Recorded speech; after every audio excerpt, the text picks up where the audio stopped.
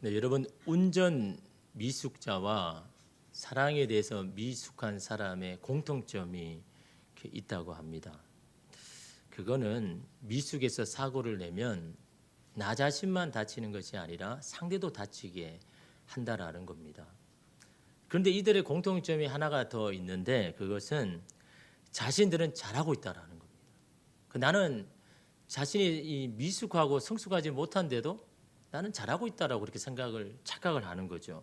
그래서 자신이 미숙하다고 생각하지 않는 겁니다. 그래서 내 운전 실력이 미숙한데도 나는 괜찮다고 그렇게 생각하고 사랑에 대해서도 나는 사랑 잘한다라고 하더라라는 겁니다. 그래서 여러분 사랑을 하든지 운전을 하든지 사고를 내죠. 그리고 나만 다치는 것이 아니라 상대도 다치게 하더라라는 거죠. 그래서 에이리 프롬은 사랑의 기술이라는 책에서 사랑은 기술이기 때문에 사랑의 지식과 사랑을 배우는 노력을 해야 된다. 근데 실상 대부분의 현대인들 어떻습니까? 사랑이 중요하다고 알지만 정작 배워야 한다는 것이라고 생각하는 사람은 거의 없다라는 겁니다. 아치 태어나서부터 사랑을 잘하는 것처럼 그렇게 이름 생각을 하더라라는 겁니다. 그래서 이름 사랑에 대한 큰 착각 속에 산다고 하죠. 사랑은 저절로 알게 되고 자신은 사랑을 잘하고 있다라는 그런 착각 속에 살더라는 겁니다. 그러나 사랑이라는 것은 감정이나 느낌에서 뛰어넘어서 의지이고 결심이고 신성한 약속이다라는 것이 이 에이리 프롬의 주장입니다.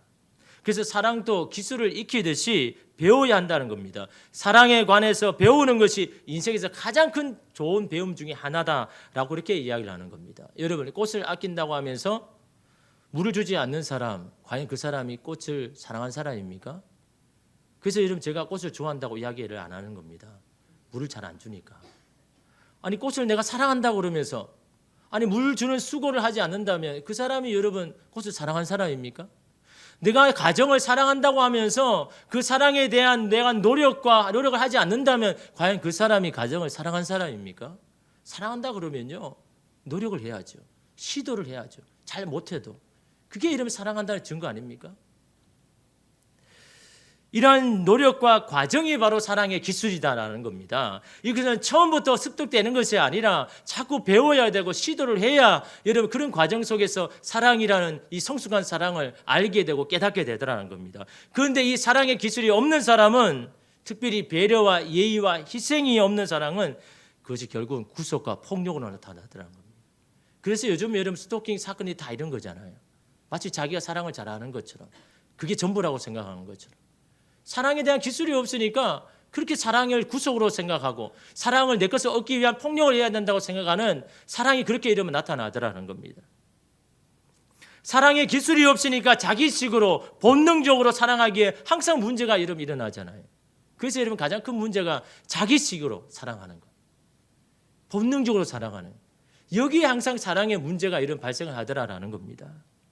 에이리 프롬은 사랑에 대해서 미성숙한 사람의 대표적인 오류를 세 가지로 지적하는데 첫 번째는요. 사랑을 사랑하기보다는 사랑받기로 이해를 한다는 겁니다. 그래서 많은 사람들이 사랑에 실패하는 이유가 사랑받기 위한 조건에만 목을 매더라는 겁니다. 왜? 사랑은 받는 거니까. 그래서 내가 사랑받을 수 있는 조건이 뭘까? 거기에만 계속해서 몰두를 하라는 겁니다. 그러니까 사랑에 실패를 하더라는 거죠. 사랑은 받는 것이 아니라 사랑하는 것이 이 사랑인데. 그래서 어떻습니까? 사랑을 받는 조건도 여러분 중요한 게 아니라 사랑할 수 있는 능력이 여러분 있어야 된다라는 겁니다. 사랑할 능력. 그래서 사랑한 능력을요 이렇게 말합니다. 상대방의 마음, 감정을 흐름을 읽는 기술. 상대방이 말하는데 도대체 무슨 말인지 이해를 못하는. 왜 저런 말을 하는지에 대해서 이해를 못하는 사람은 사랑의 능력이 없다.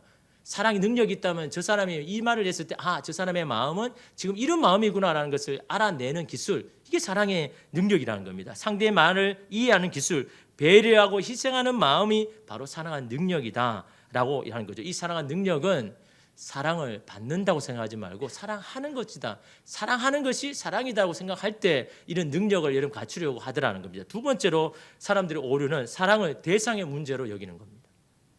무슨 이야기 하냐니까 나는 사랑을 잘하는데 사랑할 준비가 되었는데 그 사랑에 맞는 대상을 못 만났기 때문에 내가 사랑을 못하고 이게 잘못되어진 것이다라고 대상에 잘못됐다라고 생각하는 겁니다. 자기가 잘못했는데 내가 사랑할 능력이 없는데 사랑할 기술이 없는데 대상을 잘못 만나가지고 내가 이렇게 지금 사랑을 잘 못하고 있다라고 그렇게 착각을 하더라는 겁니다.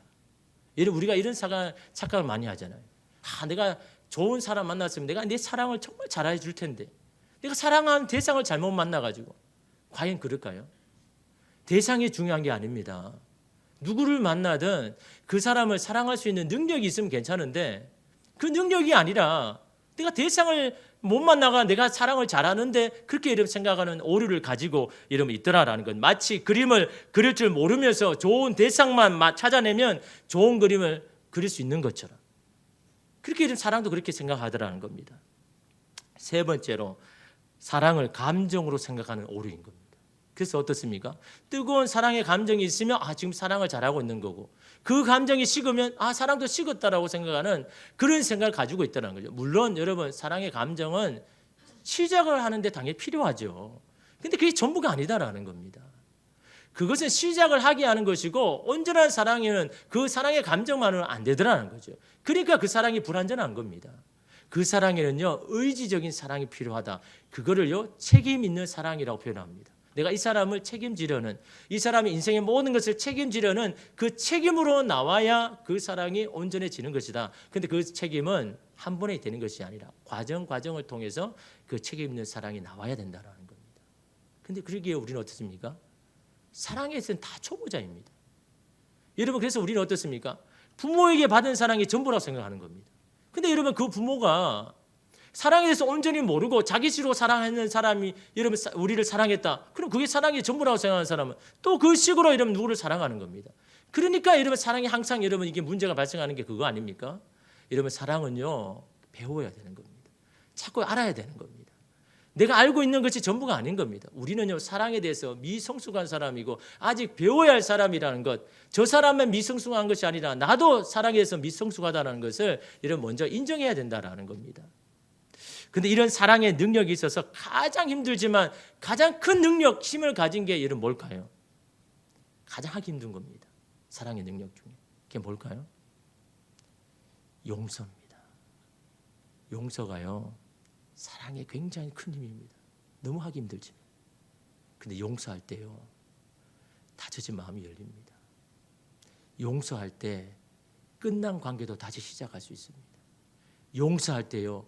차가워진 마음이 뜨거워진 마음으로 바뀌는 게 바로 이 용서라는 사랑의 능력입니다. 그 이름이 이 용서가 얼마나 큰 여러분 이 능력을 가졌습니까? 근데 가장 힘들고 어려운 게 이 용서 아닙니까?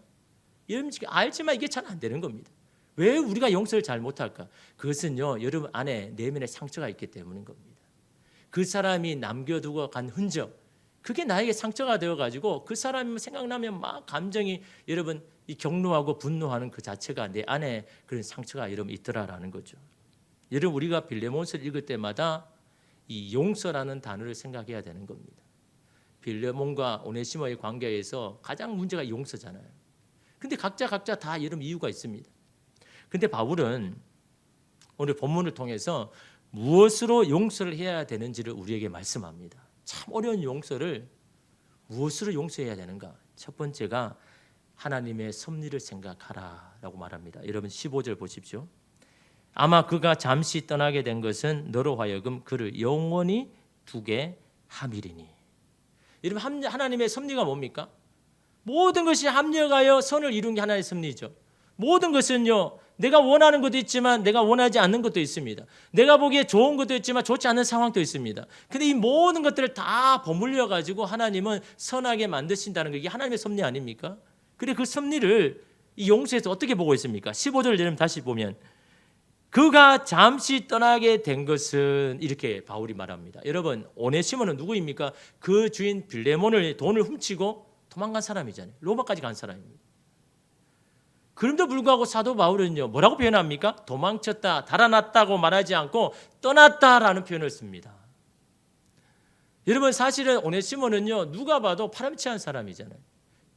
빌레몬은 오네시모를 그만큼 믿었고 의지했기 때문에 그만큼 여러분 배신감의 상처가 큰 겁니다. 돈도 돈이지만 이 사람에 대한 상처가 굉장히 크죠. 그런 여러분 이 오네시모가 돈을 가지고 도망쳤는데 바울은 어떤 눈으로 바라봅니까? 이게 저는 중요한 겁니다. 떠났다라는 표현을 씁니다. 도망쳤다는 표현이 아니에요. 또한 여러분 그냥 떠났다가 아니라 떠나게 된 것은, 떠났다는 능동적인 표현은 자기가 자기 생각과 자기 의지로 떠난 것이고, 떠나게 되었다라는 수동의 의미잖아요. 타의에 의해서, 자기 뜻이 아니라 누군가의 뜻에 의해서 어쩔 수 없는 상황에 떠나게 되었다라고 바울은 오네시모의 모습을 그렇게 보고 있다는 겁니다. 세상적인 눈으로 보면 파렴치한 배은망덕한 사람이지만 바울의 눈에서 보면 그는 잠시 떠나게 된 거다. 뭐 때문에? 하나님의 섭리 때문에. 여러분, 바울은요 하나님의 섭리의 눈을 바라보니까 오네시모가 용서되더라는 겁니다. 이게 이름 중요합니다. 하나님의 섭리라는 거예요. 그는 도망친 게 아니라 잠시 떠난 거다. 뭐 하기 위해서? 하나님의 선하신 뜻을 이루기 위해서. 그걸 바울이 지금 오늘 우리에게 말씀하고 있지 않습니까? 빌레몬에게 나타난 하나님의 섭리가 뭡니까? 15절을 다시 보면 아마 그가 잠시 떠나게 된 것은 너로 하여금 그를 영원히 두게 함이라. 잠시가 영원입니다. 떠나게 된 것이 영원히 두게 함이다라는 겁니다. 잠시 떠나시면 그것을 하나님께서 영원히 있게 하시는 영혼을 위한 하나님의 목적이고, 여러분 떠나게 된 것은 함께 영원히 두게 하기 위한, 함께 같이 있게 하기 위한 하나님의 목적과 뜻이다라는 것을 여러분 말하고 있지 않습니까? 잠시 떠나실 수밖에 없는 상황이지만 결국은 함께 영원히 함께 하기 위한 하나님의 계획이었다라는 것을 말씀하고 있는 겁니다. 왜 잠시 떠나게 하였을까? 여러분 구체적으로 나와 있지 않지만 우리가 말씀을 통해서 알 수 있는 게 뭡니까? 주인은 주인으로서, 종은 종으로서 성장하고 성숙해야 될 이런 그 기회과 시간을 주는 겁니다. 빌레몬의 입장에서는요 힘든 시간이죠. 오네시모 입장에서도 믿던 주인을 배신하고 도망친 그 사람의 마음이 편하겠습니까? 서로에게는 힘든 시간이지만 그 힘든 시간이 하나님의 섭리의 눈으로 바라보면 서로 성장할 수 있고 성숙할 수 있는 기회였다라는 것을 바울이 말하고 있는 겁니다. 너희 두 사람은 아직 서로 영원히 함께 마음을 하기에는 미성숙한 사람이니 하나님께서 너희를 성숙하게 하기 위해서 잠시 힘든 시간이지만 떠나겠다라고 말하고 있는 겁니다. 여러분 오늘 우리에게도 서로에게 힘든 시간이 있죠. 그러나 여러분 그때마다 우리가 하나님의 섭리를 생각해야 되는 것. 하나님 왜 나에게 이런 힘든 시간을 겪게 하십니까? 라고 생각이 들 때마다 하나님의 섭리를 생각하라는 겁니다. 우리가 생각하지 못한 우리를 향한 유익된 일이 분명히 있다라는 것을 믿고 이런 하나님의 섭리를 생각을 하라는 겁니다. 빌레몬의 입장에서는 큰 상처잖아요.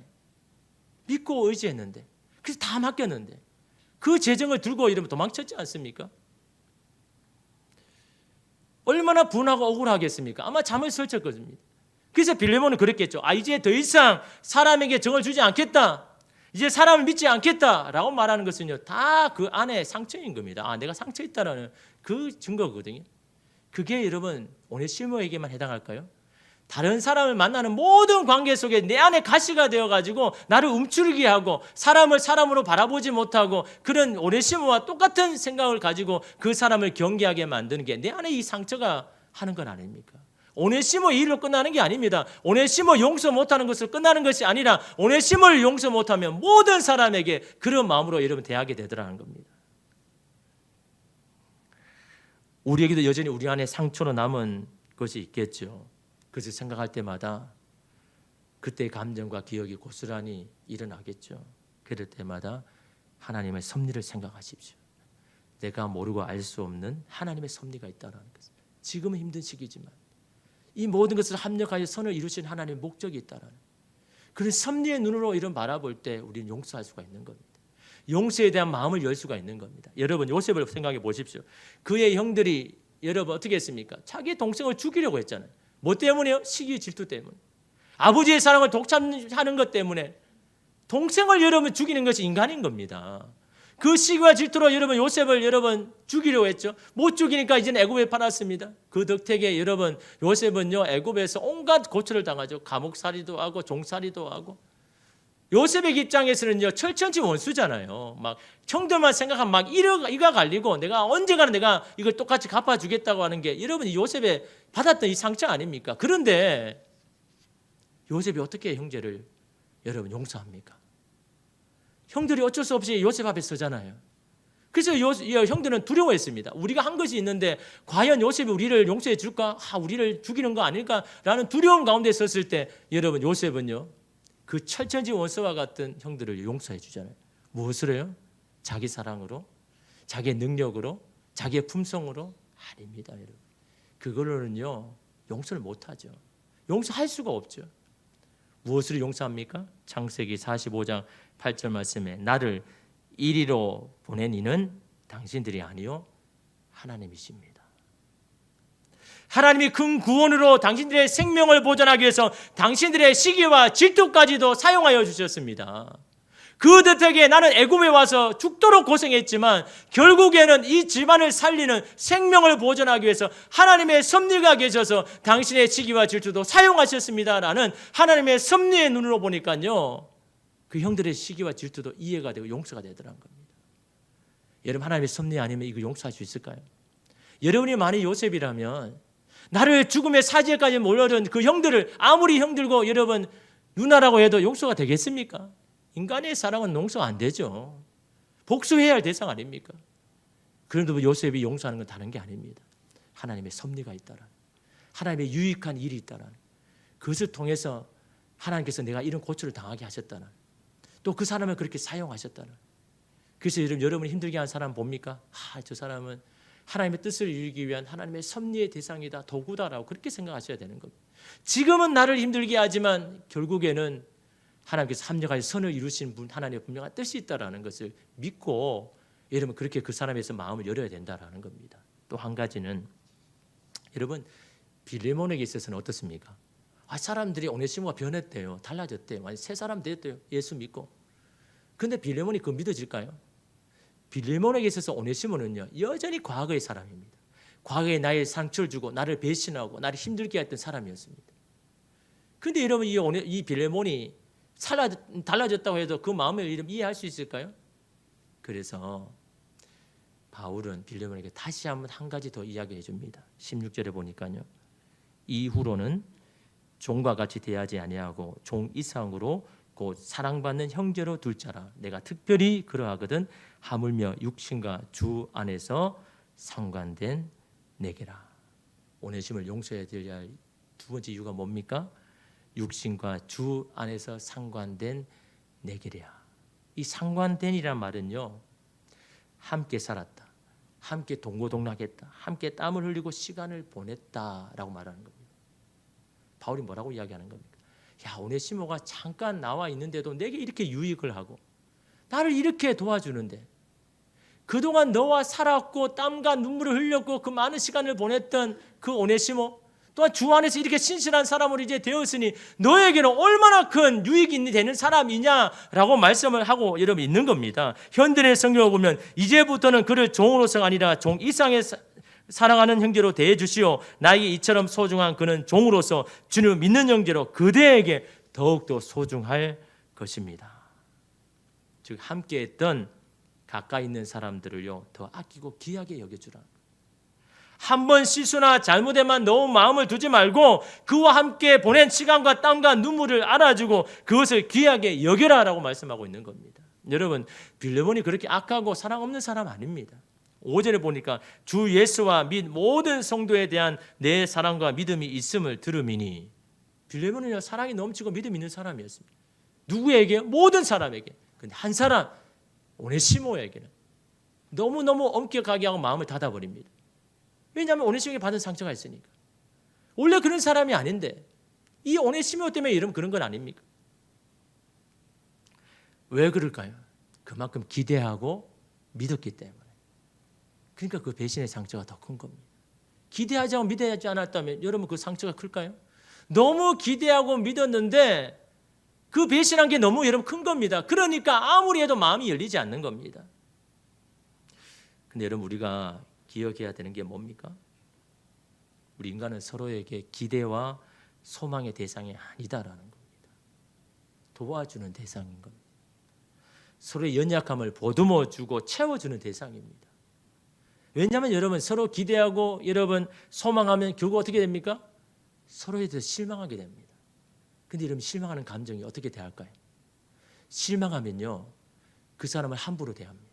함부로 말하고 함부로 대하고 그래도 괜찮은 것처럼 나는 당신에게 실망해서 그러니까 나를 당신에게 함부로 대한 건 괜찮아 정당한 거야 라고 그렇게 이야기하죠. 결국 여러분 이것이 서로를 건널 수 없는 강을 건너게 하는 주요 원인입니다. 우리가 함부로 대할 수 있는 사람은 없죠. 왜 함부로 대할까? 서로에게 실망하니까. 왜 실망합니까? 서로를 더 기대하고 의지하니까. 하나님께서 여러분에게 가까이 주신 분을 의지하고 기대하라고 주신 것이 아닙니다. 서로 도와주라고 이러면 주신 건 아닙니까? 서로의 연약함을 보듬어 주라고 하나님이 주신 건 아닙니까? 근데 왜 기대하고 왜 의지합니까? 그러니까 날마다 실망하죠. 그 실망감 때문에 함부로 대하고 있지 않습니까? 연약함을 알기에 오히려 보듬어주고 도와줘야 되는 겁니다. 서로를 귀하게 여겨주어야 되는 겁니다. 그럴 때 함께함에 대한 감사를 할 수 있는 겁니다. 왜 저 사람을 만나서 내 인생에 망했나고 말하는 것이 아니라 저 사람이 있어서 나는 정말 너무나 유익되다. 그래서 너무 하나님께 감사한다. 그 감사 하나님 앞에 올려드려야 되는 건 아닙니까? 생텍쥐베리의 어린 왕자에 보면요, 지구에서 온 어린 왕자가 이 지구의 수천 송이의 장미를 보면서 실망하는 장면이 나옵니다. 왜냐하면 자기 별에 있는 그 장미꽃 한 송이가 유일한 장미라고 생각했는데 이 지구에 보니까 너무너무 많은 수많은 장미가 있으니까 실망을 한 겁니다. 야, 이 장미가 이렇게 많다고? 나는 내 별에 이 수많은 송이, 이 장미 하나가 있어가지고 너무너무 귀하게 여겼는데 아니 여기서 지구에 오니까 이거 뭐 귀한 게 아니고 여기저기 다 있네. 그래서 실망을 한 겁니다. 그래서 현명한 여우가 이런 말을 하죠. 너의 장미꽃을 그토록 소중하게 만드는 건 그 꽃을 위해 내가 소비한 그 시간이다. 그 시간과 땀과 노력, 눈물이 그 사람을 귀하게 여기는 것이지 유일해서 이러면 귀한 게 아니다라는 겁니다. 다시 말하면 세상에 수많은 장미가 있지만 마음과 시간과 땀과 눈물을 쏟은 장미가 자신에게 가장 소중하고 귀하다는 그 말 아닙니까? 그래서 가장 가까이 있는 사람에게 더 후한 점수를 주라는 그 이야기죠. 나와 함께 시간을 보내고 땀을 흘린 사람을 더 귀하게 여겨라 라는 그 말이죠. 지난주 라오스 팍스에 선교지를 다녀왔는데 이 선교사님의 긴급 요청이 이 전기공사, 인터넷 그 공사 때문에 거의 화재 날 위기, 콘센트가 막 녹아가지고 불탔습니다. 그래서 언제 화재가 나도 이렇게 이상이 없는, 뭐 문제가 없는 그런 상황이어서 좀 긴급하게 우리 두 분 집사님 사실은 여러분 일주일에 여러분 그 페이를요 포기하고 갔습니다. 여러분 전기 기술자가 하루에 20에 30만 원, 그 일주일에 여러분 포기하고 가는 게 이런 쉬운 게 아니잖아요. 그래도 본인이 필요하다고 하는 게 선교지 필요하다 그러니까 그거 내려놓고 이렇게 가셨는데. 가자마자 배수관이 이렇게 터진 겁니다. 그 물이 안 나오니까 땅을 지하수를 파가지고 퍼 올려가지고 큰 통 있지 않습니까? 한 2층 높이에서 거기서 물을 이렇게 내려보내가지고 이렇게 하는데 이 배수관이 오래돼가 터져버려가지고 그래서 오자마자 우리 두 분 지사님이 가서 이 배수관 연결 공사를 한다고 막 하루를 오후를 이렇게 보내고 그 다음 날 이렇게 둘째 날부터 전기 공사를 하는데 이 선교사님이 자기가 사는 그 집보다 그 현지 헬퍼들 집을 먼저 수리해 달라는 겁니다. 그래서 선교사님 집이 있으면 그 옆에 헬퍼들의 이렇게 집이 있는데 이 라오스에는 이 현지 사역자들과 함께 하지 않으면요 사역을 할 수가 없습니다. 그래서 이 20대 청년 2명이 이렇게 가지고 함께 이렇게 사역을 하는데 라오스에서 이제 현지 이 헬퍼들을 이렇게 같이 사역을 하면 페이를 줘야 되거든요. 왜냐하면 이들이 일자리가 없으니까 이게 일이니까. 그래서 보통 한 15만 원을 한 달에 이렇게 페이를 줍니다. 그 정도가 그 라오스 일반적으로 받는 사람의 월급이거든요. 15만 원이 한 달을.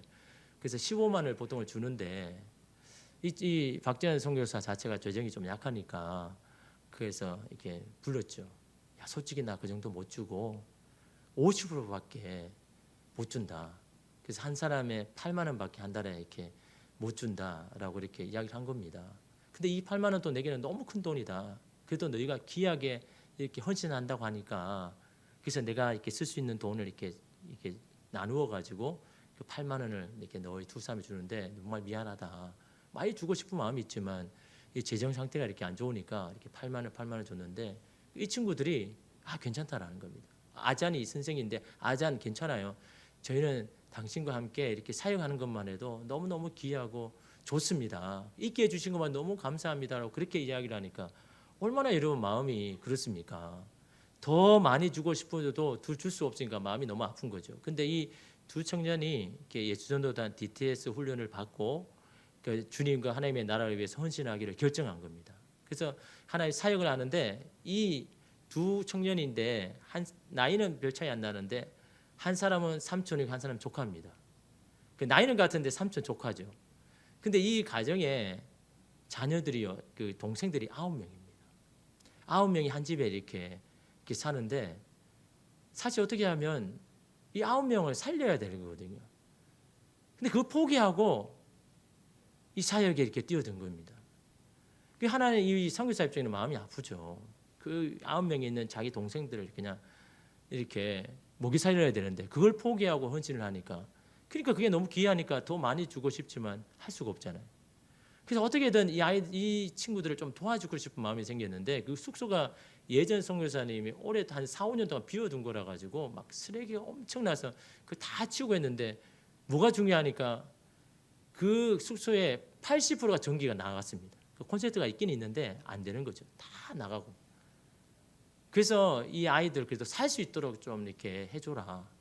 그래서 거기 이제 현지인들 숙소를 이렇게 먼저 이렇게 공사를 아침부터 저녁까지 이렇게 했는데, 근데 이 친구들이 마음이 너무 귀한 게 뭐냐니까요. 저녁에 잘 때면 차단기를 내립니다. 그 아무것도 못 하죠. 왜냐하면 이 전기세는 자기가 안 내지만 그 선생이 전기를 내야 되니까, 돈이 없는 선생이 내야 되니까 자기도 마음이 아프니까 얘들이요 잘 때 아예 차단기를 내려버린 겁니다. 전기세 아끼려. 자기가 내는 것도 아니잖아요. 근데 같이 사역을 하는 그 선생님 상황을 아니까 그냥 불편하더라도 전기를 다 꺼버리는 겁니다. 그러니 여러분, 이 선교사의 마음에는 어떻을까요? 자기 사정과 형편을 알아주니까 뭐라도 해주고 싶은 겁니다. 그래서 이 자기 숙소보다는 현지 숙소를 먼저 이렇게 해라고 했는데 저녁에 이렇게 LED로 다 바꿔가지고 이렇게 딱 켰는데 애들이 너무너무 좋아하고 기뻐하는 겁니다. 그래서 하는 말이, 선생님 이렇게 밝으면 눈 나빠지는 거 아니에요. 반대잖아요. 사실 어둡게 있는 게 눈이 나빠지고 시력이 나빠지는 것이고, 좋게 해야 시력이 괜찮은데 이 친구들 자체가 너 이렇게 어둡게 지내다 보니까 갑자기 이렇게 밝게 하니까 눈이 부시니까 이 혹시 눈 나빠지지 않는가라고 그렇게 여러분 이야기를 하는 겁니다. 저는 이 선교사님과 이 두 헬퍼들의 어떤 이 모습을 보면서 얼마나 큰 감동을 이렇게 받았는지, 서로를 생각하고 배려하고 아파하는 모습 속에 주님도 함께 한다는 것을, 당연한 것을 당연한 게 여기지 아니하고 서로의 상황과 형편을 알고 서로 도와주고 아껴주는 마음 가운데 주님의 사랑도 흐른다라는 것을. 여러분, 우리의 오네시모를 생각해 보십시오. 단지 나를 실망시키고 힘들게 했던 것만 기억하고 있지 않습니까? 함께했던 시간과 땀과 눈물은 없습니까?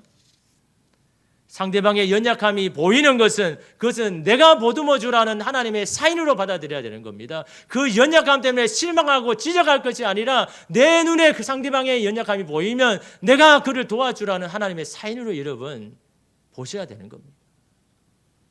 내가 도와주기 시작할 때 하나님께서 일하십니다. 내가 용서하고 다시 기회를 그 사람에게 줄 때 하나님의 뜻하신 바가 여러분 이루어지는 겁니다. 우리는 아직 사랑에 있어서 미성숙한 사람입니다. 주님이 하시는 사랑의 방식과 모습을 통해서 더 많이 배워야 할 사람들입니다. 상대의 미숙함은 하나님께 맡기고 나를 단련시키고 나를 성장시키는 일에 몰두해야 되는 겁니다. 왜 내가 어떻게 할 수 없는 그 사람을 자꾸 이렇게 고치려고 합니까? 주님의 섭리가 있잖아요. 만나게 해주시고 함께 하신 것은 하나님의 섭리가 있지 않습니까?